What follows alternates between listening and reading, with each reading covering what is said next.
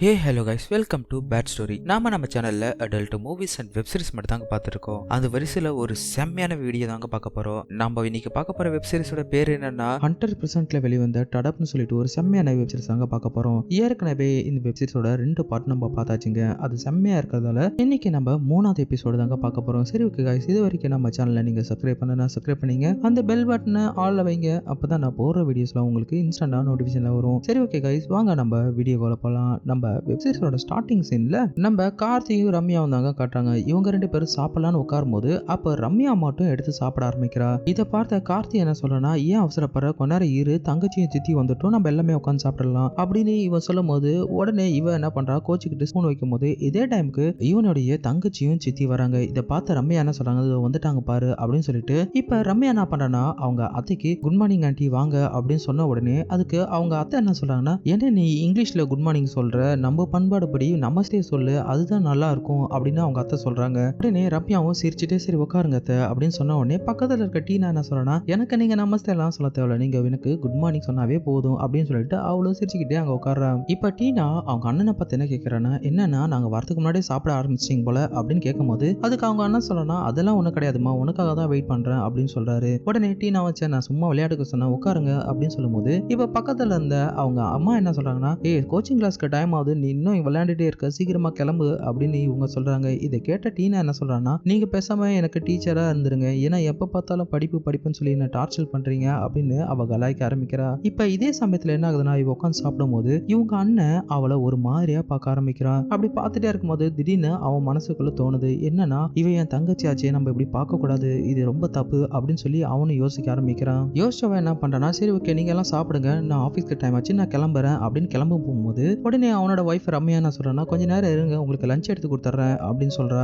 இதை கேட்ட அவன் என்ன சொல்றானா, எனக்கு வேணாம் லஞ்ச், நான் வெளியில சாப்பிட்டுக்கிறேன் அப்படின்னு சொல்லும் போது பக்கத்துல இருந்த அவங்க தங்கச்சி என்ன சொல்றாங்கன்னா, அவன் மேல கை வச்சுட்டு, அண்ணா என்னை கோச்சிங் கிளாஸ்ல டிராப் பண்றீங்களா அப்படின்னு சொல்லி இவ கேட்கறா. இதை கேட்ட அவனும் என்ன பண்றானா, சரி ஓகே நான் 2 நிமிஷம் வெயிட் பண்றேன், சீக்கிரமா கிளம்பி வா அப்படின்னு இவன் சொன்ன உடனே இவ்வளவு உடனே வரேன் அப்படின்னு சொல்லிட்டு இவ கிளம்பலான்னு சொல்லிட்டு இவ ரூமுக்கு போனதுக்கு அப்புறம் பக்கத்துல இருந்த அவங்க அம்மா என்ன பண்றாங்கன்னா, நம்ம ரம்யா கிட்ட உன்னுடைய சமையல் ரொம்ப நல்லாவே இருக்கு மருமகளே அப்படின்னு சொல்லும்போது அதுக்கு அவங்க என்ன சொல்றாங்கன்னா, உங்களை விட நான் கம்மியா தான் சமைக்கிறேன், சும்மா சொல்லாதீங்க அப்படின்னு இவ தன்னடக்கமா பேசும்போது உடனே அவங்க மனசுக்குள்ள என்ன நினைக்கிறாங்கன்னா, கார்த்தியும் ரம்யாவும் ஒழுங்கா பேசிக்கவே மாட்டாங்க, ஒருவேளை அவங்களுக்குள்ள ஏதோ மனசு கஷ்டம் இருக்கும் என்னன்னு தெரியல அப்படின்னு இவங்க மனசுக்குள்ளேயே யோசிக்க ஆரம்பிக்கிறாங்க. இப்ப இந்த சீனை இப்படியே கட் பண்ணிட்டு இப்ப அடுத்த சீன் பார்த்தனா, நம்ம கார்த்தி அவன் தங்கச்சியை கோச்சிங் கிளாஸ்ல விடலாம்னு சொல்லிட்டு வண்டியில கூட்டு போகும்போது என்ன ஆகுதுன்னா, அவன் தங்கச்சி ஏதோ லவ்வரை கட்டி பிடிக்கிற மாதிரி அவங்க அண்ணனை இறுக்கமா கட்டி பிடிச்சிட்டு போயிட்டு இருக்கா. போற வழியில அண்ணா பார்த்து போங்கண்ணா பள்ளமா இருக்கு அப்படின்னு சொல்லிட்டு இவன் அவன் மேல இடிச்சு இடிச்சு விளையாண்டுட்டு இருக்கும்போது அவன் என்ன பண்றானா, அதெல்லாம் எதுவுமே கண்டுக்காம ரொம்ப நார்மலாவே வண்டி ஓட்டிட்டு இருப்பான். ஒரு வழியா கோச்சிங் சென்டர் வந்த உடனே கார்த்தி என்ன பண்றானா, உன்னுடைய கோச்சிங் சென்டர் வந்துட்டு இறங்கு அப்படின்னு சொன்ன உடனே இவன் என்ன பண்றானா, வாயுக்குள்ளே முனமுனகிற அதுக்குள்ளே வந்துருச்சான்னு சொல்லிட்டு இது அவனோட காதுல லைட்டா விழுந்தோடனே என்ன சொன்ன அப்படின்னு சொல்லி கேட்கும்போது அதெல்லாம் ஒண்ணும் இல்லனா அப்படின்னு சொல்லிட்டு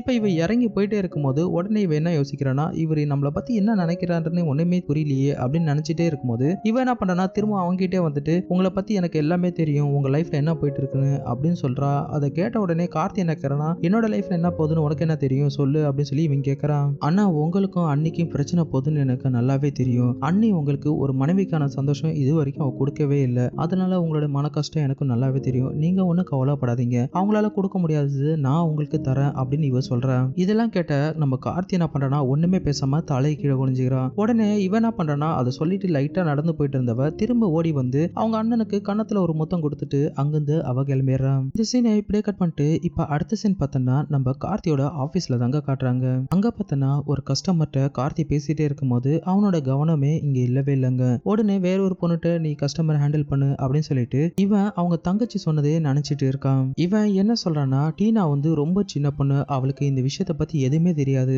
நாம தான் அவளுக்கு நல்லா சொல்லி புரிய வைக்கணும், பத்தாதுக்கு சித்தி என் மேல ரொம்ப நம்பிக்கை வச்சிருக்காங்க, அதுவும் நம்ம கெடுக்க கூடாது, நம்மளோட கவனமும் சரியில்லை, நாமளும் அதை புரிஞ்சு நல்லபடியா நடந்துக்கணும் அப்படின்னு இவன் நினைச்சிட்டு இருக்கான். இவன் இப்படி நினைச்சிட்டே இருக்கும் போது அங்க ஒரு பொண்ணு வராங்க.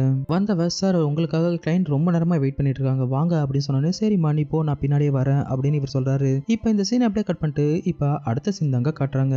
வீட்டுல நம்ம கார்த்தியும் அவனோட மனைவியும் உட்காந்துட்டு இருக்கும்போது அங்க வந்து அவங்க தங்கச்சி என்ன பண்றானா, கையில கேரட் அல்வா எடுத்து வரா. அது எடுத்துட்டு வந்து அவங்க அன்னைக்கு கொடுத்துட்டு அதுக்கப்புறம் அவங்க அண்ணன்ட்ட, அண்ணா உங்களுக்கு பிடிச்ச கேரட் அல்வா நான் எடுத்து வந்திருக்கேன் அப்படின்னு சொல்லி அவங்க அண்ணனுக்கும் அதை கொடுக்குறா. இப்ப அவர் வாங்கி சாப்பிட்டதுக்கு அப்புறம் இவ என்ன பண்றானா, அண்ணா எப்படி இருக்கு அப்படின்னு சொல்லி கேட்கும்போது ரொம்ப அருமையா இருக்கு அப்படின்னு இவனு சொல்றான். பக்கத்துல இருந்தா அவங்க அண்ணிட்ட கேட்கும்போது அவ்வளவு நல்லா இருக்கு அப்படின்னு சொல்லும்போது இப்ப இந்த டீனா என்ன பண்றான்னா அவன் அண்ணன் பக்கத்துல உட்காந்துட்டு அவரோட காதுல போயிட்டு அண்ணா நைட்டு 12 மணிக்கு ஸ்டோர் ரூமுக்கு வந்துருங்க அப்படின்னு சொன்ன உடனே நம்ம ஆளு முழிக்க ஆரம்பிக்கிறான். கார்த்தி முழிக்கும் போது பக்கத்துல இருந்த அவனோட வைஃப் என்ன சொன்னா அப்படின்னு சொல்லி கேட்கும் போது இதுக்கு கார்த்தி என்ன சொன்னா அதெல்லாம் ஒண்ணு இல்லப்பா அப்படின்னு சொல்லி அவன் லைட்டா சமாளிக்க ஆரம்பிக்கிறான். இப்படியே இந்த சீன் கட் பண்ணிட்டு இப்ப அடுத்த சீன் தாங்க காட்டுறாங்க. நம்ம கார்த்தி என்ன பண்றானா அவனோட பெட்ரூம்ல உட்காந்துட்டு ஒர்க் பண்ணிட்டு இருக்கும்போது அங்க அவங்க வைஃப் ஒரு மார்க்கமாவே வராங்க. இதை பார்த்த கார்த்தி என்ன கேட்கறானா என்ன என்னோட ஒர்க்கை டிஸ்டர்ப் பண்ணலான்னு வரியா அப்படின்னு சொல்லி இவன் கேட்கறான். உடனே இவன் என்ன சொல்றானா நான் உங்களை டிஸ்டர்ப் பண்ண வரல உங்கள்ட்ட நான் மன்னிப்பு கேட்கலாம் தான் வந்தேன் அப்படின்னு இவன் சொல்லும் போது அதுக்கு கார்த்தி என்ன சொல்றானா என்ன விஷயம் அப்படின்னு சொல்லி இவன் கேட்கறான். உங்களையும் உங்க தங்கச்சி நான் சேர்த்து வச்சு பேசினா இல்லையா அது நினைச்சுதான் நான் சாரி கேட்கலான்னு வந்தேன். நான் அப்படி பேசினது தப்பு தான். அது மட்டும் இல்லாத நம்மக்குள்ள கொஞ்சம் சின்ன பிரச்சனை எல்லாம் போயிட்டு இருக்கு. அது கூடிய சீக்கிரத்துல சரியாயிடும். அதுக்காக நீங்க எனக்கு கொஞ்சம் டைம் கொடுத்தாதான் அது சரியாகும் அப்படின்னு சொல்லும் போது சரி ஓகே உனக்கு வேண்டிய டைம் நீ எடுத்துக்கோ அதுக்கப்புறம் சரியாயிடும் அப்படின்னு சொல்லிட்டு இவன் சொல்லும் போது உடனே இவனும் எழுந்து போயிட்டு ஃப்ரெஷ் அப் ஆயிட்டு வந்து இப்ப 2 பேரும் அந்த ரூம்ல படுக்கிறாங்க. இப்ப படுத்துட்டே இருக்கும்போது இப்ப நைட் டைம்ல என்ன ஆகுதுன்னா இந்த கார்த்திக்கு அவ தங்கச்சி சொன்னது மண்டையில ஓடிட்டே இருக்கு. உடனே அவன் என்ன பண்றான்னா அந்த இடத்துல இருந்து எழுந்து வெளியே போக ஆரம்பிக்கிறான். இவன் நேரா ஸ்டோர் ரூமுக்கு போனா அங்க அவனோட தங்கச்சி நிக்குது. இப்ப இவன் என்ன கேக்குறானா என்ன டீனா இந்த நேரத்துல நீ இங்க நிக்கிற அப்படின்னு சொல்லும் போது அதுக்கு அவன் என்ன சொல்லனா நான் தான் ஏற்கனவே உங்கள்ட்ட சொல்லியிருந்தேன்ல நான் 12 மணிக்கு இங்க வெயிட் பண்ணுவேன் வாங்கன்னு சொல்லிட்டு இது தெரியாத மாதிரி கேக்குறீங்க அப்படின்னு சொல்லிட்டு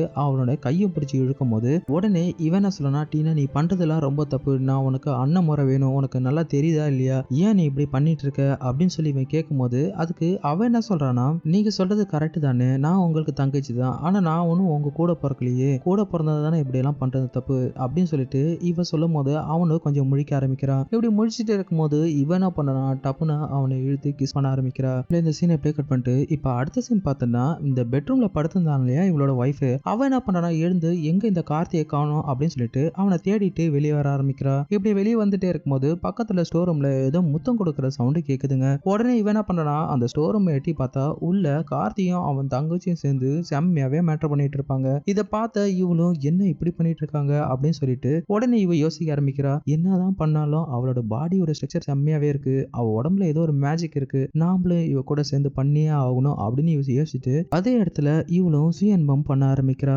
இப்ப உள்ள பார்த்தனா அந்த கார்த்தியும் அவன் தங்கச்சியும் சேர்ந்து ரொம்ப நேரமா மேட்டர் பண்ணிட்டு இருப்பாங்க. இந்த சீன்ஸ் எல்லாம் மேக்ஸிமம் ஒரு 10 நிமிஷம் போயிட்டு இருக்கும். அந்த அளவுக்கு ஹாட்டாவே எடுத்திருப்பாங்க. இப்படி இவங்க 3 பேரும் பண்ணிட்டே இருக்கும்போது இந்த வெப் சீரிஸ் முடிச்சிருப்பாங்க. இதனோட அடுத்த எபிசோட நம்ம கூடிய சீக்கிரத்துல பார்த்துடலாம். இத்துடன் என்னுடைய நான் உங்கள் மிஸ்டர் பஜனை. Thank you guys.